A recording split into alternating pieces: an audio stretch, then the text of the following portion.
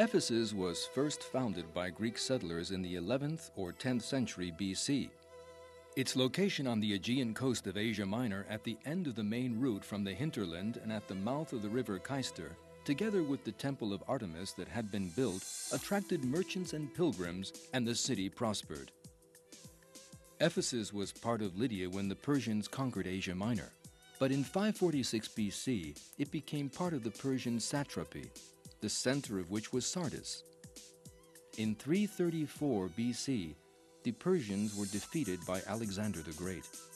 The temple he built at Ephesus was considered to be one of the 7 wonders of the world.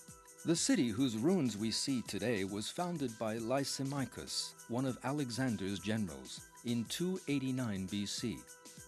It lay between 2 low mountains, Mount Corysus and Pion, and was a typically prosperous Hellenistic city. This, however, was not the original location of Ephesus, which had become inconvenient because of the silting up of the river. On the death of Lysimachus in 281 BC, the city was taken over by the Seleucians. The next 300 years proved to be a period of great prosperity for the whole of western Anatolia, and the population of Ephesus reached 200,000. The city was visited by the Roman Emperor Augustus in 27 BC and by St. Paul circa 53 AD. At that time, there were some 10,000 Jews living in Ephesus.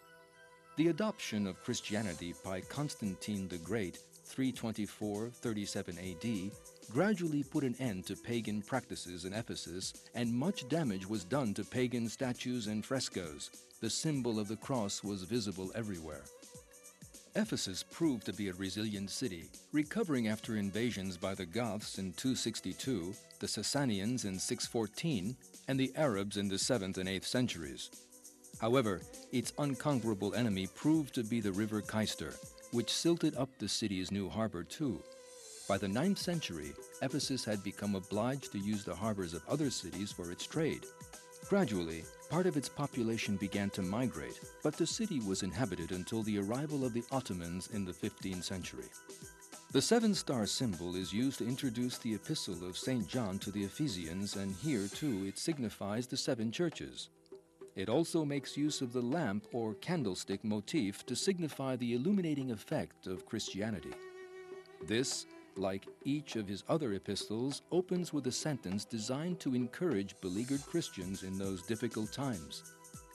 St. John then went on to chide disappointed people who had compromised with paganism, converted to Judaism, or weakened in other ways. He stressed the spiritual rewards of adhering strictly to Christian doctrine in both this world and the next. The Christian population of Ephesus in the time of St. John was very small and consisted mainly of the poorest classes. They did not have sufficient means to build churches, and their services took place mainly in private homes. There are, however, some survivals from the very early Christian period, such as the tunnel in the side of Mount Corysus, which contains niches resembling small altars and religious inscriptions. It was not until the year 313 that the property Christians in Asia Minor had lost through persecution was restored to them and state support provided for the church. In all probability, construction of the first Christian churches began at that time. However, efforts were hampered by constraints such as shortage of builders and craftsmen. A church dedicated to St. John was built on the ruins of the Temple of Serapis, but there is no certainty about its date. Roman monuments are also known to have been turned into churches. However, building began in earnest in the 6th century when Justinian, 527-65, made available the finance needed for this purpose. Survivals from the early period include the House of the Virgin Mary, the Double Church of Virgin, the Grotto of the 7 Sleepers in Ephesus, and the Church of St. John the Theologian in Selcuk. There were until recently 2 traditions in Christianity about the life of the Virgin after the death of Christ.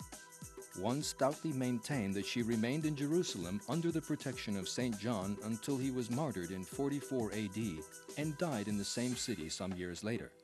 The second version, now officially recognized as the true one by the Roman Catholic Church, maintains that St. John took the Virgin, whom Christ had entrusted to him, to Ephesus, where she lived for the rest of her life. The House of the Virgin Mary is located some 7 kilometers from Ephesus itself on Mount Solmissus, now known as Alida. Although the original building is thought to date from the reign of Hadrian, 117-138 AD, the first actual church probably dates from the mid-4th century. It consisted of a narthex and nave with an apse and 2 aisles, with a courtyard as well. Embellishments include floor mosaics and marble facings on its walls. The octagonal baptistry with its deep pool was added at a later date, as were the bishop's palace, offices, baths, and latrines. The existence of a church dedicated to the Virgin at such an early date provides further support for the Ephesus tradition of the Virgin.